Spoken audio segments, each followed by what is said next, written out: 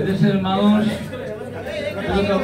সরকারের পতনের রাজপথে নেমেছিল, তার সাথে সংযুক্ত হয়েছিল কোটা সংস্কার আন্দোলন। আজকে আমাদের একটি জিনিস গভীরভাবে ব্যথিত করছে, সেটি হল এই কোটা সংস্কার আন্দোলনের সাথে দীর্ঘদিন যে বিএনপি সহ বিরোধী দল রাজপথে আন্দোলন করতে গিয়ে জীবন দিয়েছে, যে আন্দোলন করতে গিয়ে বাংলাদেশের সবচেয়ে জনপ্রিয় নেত্রী অত্যন্ত অসুস্থ, তারপরে বিনা কারণে অন্যায়ভাবে তাকে কারাগারে থাকতে হয়েছে, যে দুঃশাসকের কারণে মহান স্বাধীনতার ঘোষক শহীদ রাষ্ট্রপতি জিয়া রহমানের জ্যেষ্ঠ সন্তান বিএনপির ভারপ্রাপ্ত চেয়ারম্যান আগামী রাষ্ট্রনায়ক জনাব তারেক রহমান দেশে আসতে পারেননি।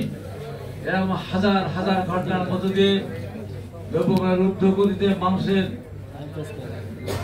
ক্রয় ক্ষমতার বাইরে চলে গিয়েছিল। সব মিলিয়ে বিগত সরকারের বিরুদ্ধে আন্দোলন করে আমরা পতন ঘটিয়েছি।